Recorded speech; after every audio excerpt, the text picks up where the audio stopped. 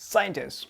अब ये वर्ड सुन के आप लोगों के दिमाग में सबसे पहला थॉट क्या आता है? कोई ऐसा इंसान जो कि एक लैब में बैठे हुए किसी माइक्रोस्कोप के थ्रू एक जानलेवा पैरासाइट को स्टडी कर रहा है, या कोई ऐसा पर्सन जो कि टेलीस्कोप के थ्रू एस्ट्रॉइड्स और मीटरॉइड्स पे नजरें बनाए बैठा है, या फिर कोई ऐसा पर्सन जो कि लोगों के ब्लैक वॉमिट से भरे बाथटब में एक हॉट बाथ एंजॉय कर रहा है।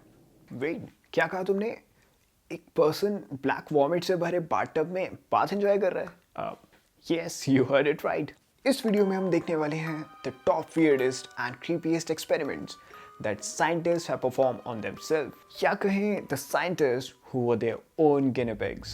But before diving into this video, there's a special warning. अगर आप लोग अभी अपना फूड एंजॉय कर रहे हैं, then you should definitely skip this video and join us later. Because हो सकता है इस वीडियो को देखते हुए आप अपना फूड एंजॉय ना कर पाएं. So, you have been warned.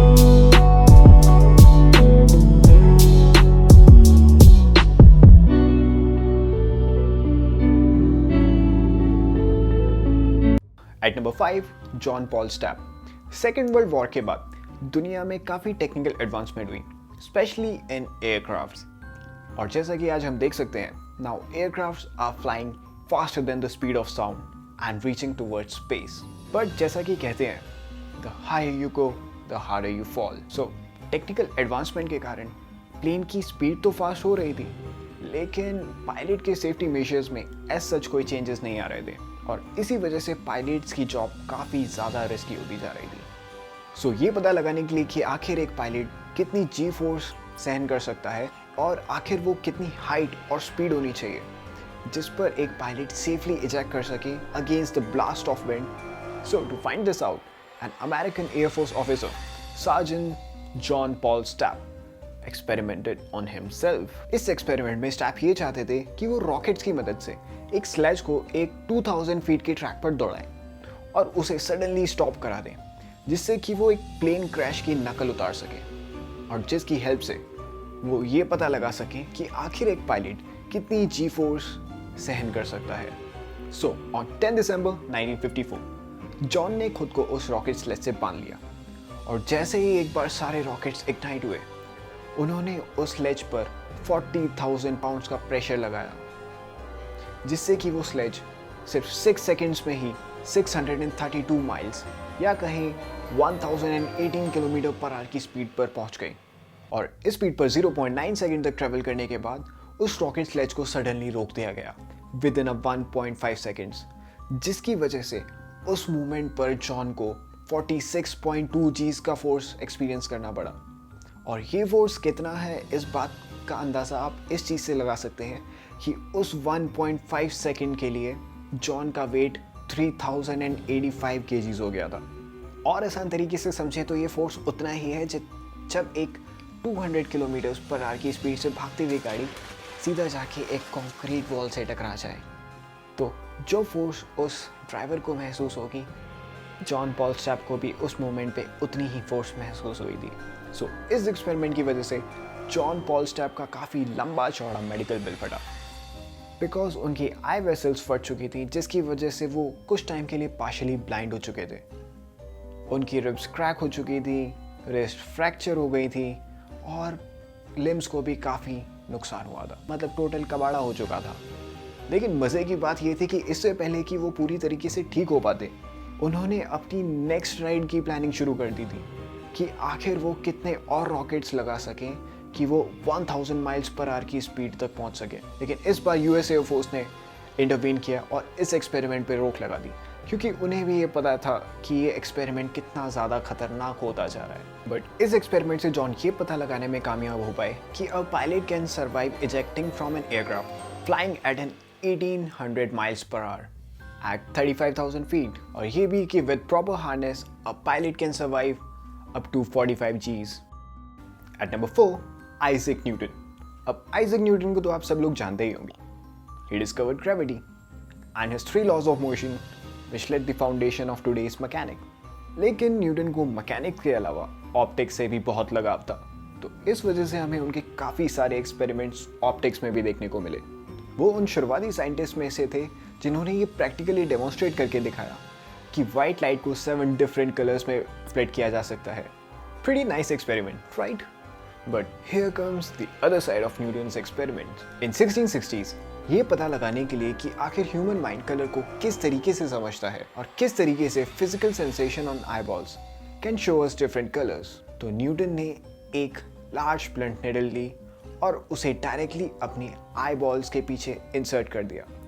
इसके बाद उन्होंने उस निडल की मदद से अपनी आईबॉल के पीछे डिफरेंट एरियाज में प्रेशर अप्लाई किया, जिसकी वजह से उन्हें अपनी आईज में अलग अलग कलर के स्पॉट्स देखने को मिले। और इन स्पॉट्स का कलर और साइज टोटली इस बात पर डिपेंड करता था कि आखिर न्यूटन आईबॉल के किस पार्ट पर कितना प्रेशर डाल रहे हैं। लेटली हमें ये पता चला कि न्यूटन को वो कलरफुल स्पॉट्स आईबॉल्स में प्रेजेंट कोन सेल्स की वजह से दिख रहे थे, और न्यूटन अपनी आईबॉल्स में प्रेजेंट उन कोन सेल्स को प्रेशर अप्लाई करके एक्टिवेट कर रहे थे। कोन सेल्स एक स्पेशल काइंड ऑफ सेल्स होते हैं इन रेटिना, जो कि लाइट्स की डिफरेंट वेवलेंथ्स को सेंस करके माइंड को डिफरेंट कलर शो करते हैं। By applying pressure on eyeball, Newton similar condition की नकल उतार रहे थे। जितना प्रेशर एक लाइट आपकी आईज पे लगाती है, उतना ही प्रेशर वो उस निडल की मदद से अपनी आई पे लगा रहे थे, और कोन सेल्स दोनों केस में सिमिलरली रिस्पॉन्ड कर रहे थे। एंड एट द एंड ये सब न्यूटन की किस्मत ही थी कि इस एक्सपेरिमेंट के बावजूद भी उनकी आईज को कोई नुकसान नहीं हुआ। At number 3, August Bier. अब इस एक्सपेरिमेंट को देखने के बाद आपको अपने जिस दोस्त की याद सबसे पहले आए, आप इस वीडियो को उसे शेयर करना और आप उन्हें बताना कि आप उनसे कितना प्यार करते हो। In 1819 there was a German scientist name August Bier, जिन्होंने स्पाइनल एनेस्थीसिया इन्वेंट करी। Sounds interesting, right? लेकिन इससे ज़्यादा इंटरेस्टिंग था उनका method, which involves injecting small dose of cocaine in cerebrospinal fluid surrounding the spinal cord, और ये पता लगाने के लिए कि ये मेथड कितना इफेक्टिव है, guess what did he do? Yes, he decided to anesthetize himself. तो इस एक्सपेरिमेंट में प्लान बहुत सिंपल सा था कि ऑगस्ट पेयर अपनी स्पाइन में कोकेन इंजेक्ट करेंगे, और इस काम में उनके दोस्त कम असिस्टेंट डॉक्टर हिल्डेब्रैंड उनकी मदद करेंगे।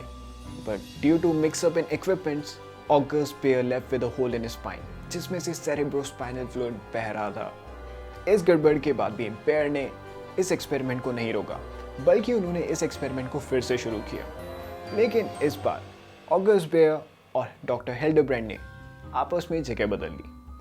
अब हिल्डेब्रैंड थे जिन पर एक्सपेरिमेंट हो रहा था, और ऑगस्ट पेयर थे जो उन्हें एनेस्थेसाइज कर रहे थे। और इस बार ऑगस्ट ने हिल्डेब्रैंड को सक्सेसफुली एनेस्थेसाइज कर भी दिया। And then comes the climax and creepiness of this experiment. जैसे ही हिल्डेब्रैंड एनेस्थेसाइज हुए, टू टेस्ट कि ये मेथड कितना इफेक्टिव है and also to get third position in this countdown, August Bier ने कोई कसर नहीं छोड़ी। He stabbed, hammered and burned his assistant's leg. He even pulled out his pubic hairs. Or one step ahead, he also squashed his testicles. Seriously, this man is awesome. ऐसा तो सिर्फ एक सच्चा दोस्त ही कर सकता है। अब आप लोगों के लिए एक सवाल कि डॉक्टर हिल्डेब्रैंड के लिए ये एक्सपेरिमेंट ज़्यादा दर्दनाक कब हुआ होगा? जब ये उनके साथ हो रहा था, या फिर जब एनेस्थीसिया का असर खत्म हुआ? आप अपने थॉट्स कमेंट के थ्रू हमें ज़रूर बताइए। At number 2, David Pritchard. आप लोगों ने कई सारी मूवीज़ में देखा होगा जहाँ पर साइंटिस्ट ने एक हार्मफुल पैरासाइट को अपनी बॉडी में इंजेक्ट करा लिया हो। For what? Just to attain supernatural powers.